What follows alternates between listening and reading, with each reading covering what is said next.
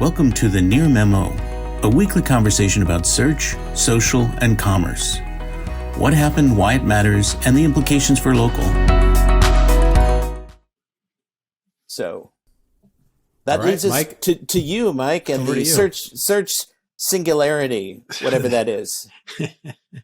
there's a couple articles that I've been reading in this vein, but Animals Eve did this article by Ryan Law called The Search Singularity, How to Win in the Era of Infinite Content, and just points out that tools like OpenAI, GP3, and others write original content. This isn't content. This isn't mildly modified content. This is taking all the things that these large systems know and writing original content, but typically mediocre content. And currently AI is helping, optimize articles. AI is already identifying gaps in subject matter. AI is already being used to flesh out bullet point outlines and get to the first draft faster. And I'm sure it's already being experimented with in terms of content. So the question becomes, one is, to me, how does anybody deal with this content sort of disgorging? And two, how does Google deal with it? Because this content isn't plagiarized. It's not as easy for them to identify. So assuming that Google can deal with it, they offered up three suggestions from a strategy point of view. One was focus on information gain, i.e. increasing knowledge in a given area, filling information gaps, original surveys, that type of thing. Two, diversifying into authority in different areas. So counter-narrative opinions, personal narratives, industry analysis, data storytelling. And then three, possibly sharing information in a unique and unusual way. I mean, these have always been the ways of creating, value in this marketplace. But depending on how well Google does with it, this could become harder. Although in the end, I think, maybe you said it best, David, creativity prop will win out. But it is an interesting problem that everybody's going to be confronting over the next few years as these tools become more valuable and less expensive to use. Yeah, I think the other thing I would say is it could make it even harder for smaller, less authoritative websites to compete in the SERPs, because I think if you're an SEO at an enterprise company with a lot of resources and a lot of domain authority, you're going to be able to gin up just an unlimited amount of long tail content that will probably rank because of your domain authority. And I personally don't think Google's going to be all that good at detecting AI generated content versus personally generated content. So I think if you're a smaller company, that you might have to go, it might be the kind of thing where before you would have to, before the strategy was to go after all these long tail terms because they were less competitive and you might have a chance to rank for them. I think moving forward, it might say, actually, we might need to go all in on, 3 pieces of content a year that are really heavily, research, sort of have a strong creative or original research bias. And then from there, use those as hubs to try to build a more long tail strategy. But I think domain authority and AI content is probably the future of SEO for a lot of industries.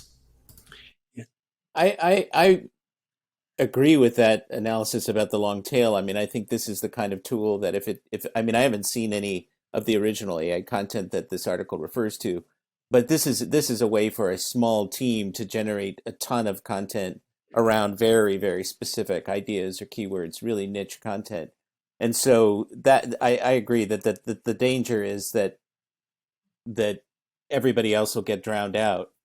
I wonder, I immediately think about the value of brand, and it's hard to build a brand if you're a small, home services company, right? That's a big challenge. But brand becomes even more important in this kind of an environment that gets noisier and noisier. And then also, does it push people to other channels to generate that awareness?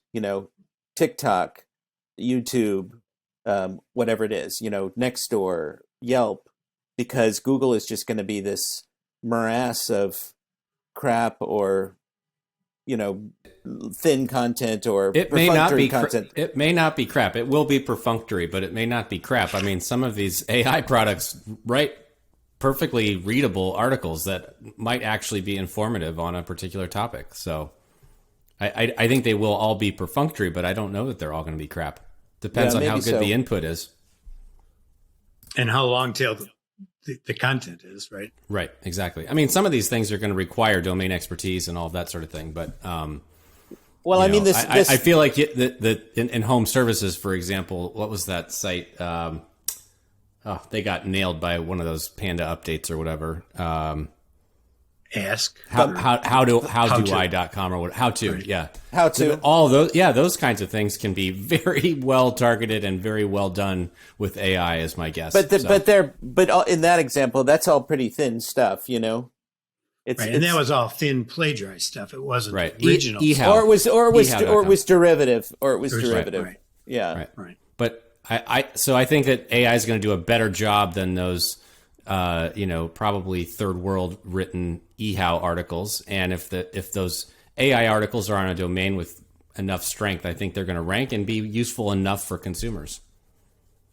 I mean, I could envision a lot of first draft efforts, right? Sort of creating a lot of first draft copy, and then you have human editors who go over it and sort of polish it at the margins and, make it slightly less machine-like.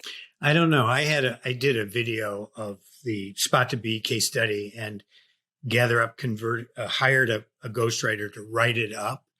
And it was endless hours bringing it back to a level of mine and Aaron's time to bring it back to a level of sophistication that I felt it needed. And so even with a human writing from a video, they could not create the nuance or detail that I thought was important in a written version of this video. And it took us hours and hours. So is this an argument, a pro-machine argument? It's a pro-human argument, really. Well, but Mike, it takes more than a few minutes around the edges, is what I'm saying. That's an example of a piece, though, that you guys spent substantial time on that required and exhibited a ton of creativity and hopefully led to some real visibility for GatherUp. So right, but that's I'm just exactly the about, kind of content that will win even with machines.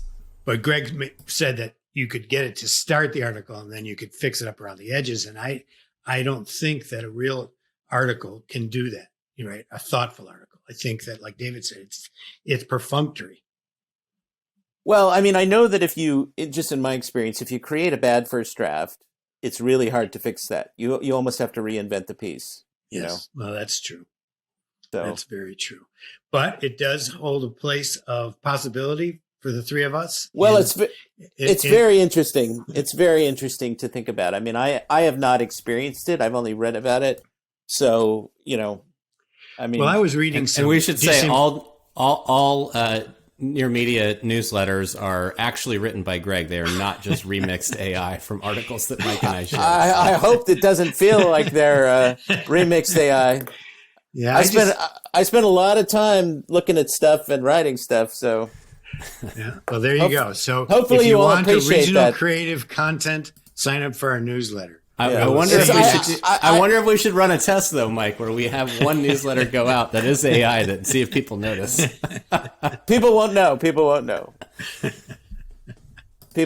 scan. They don't read. They scan.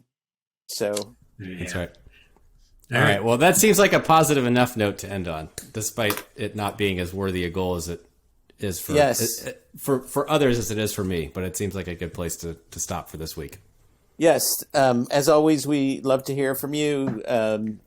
Things you want to say to us, ways we can help you more with our content. And thanks for listening. We will see you next week. Be safe out there. Thanks for joining David, Mike, and Greg. To stay on top of the latest developments in local, subscribe to our newsletter at nearmedia.co. We'll see you next week.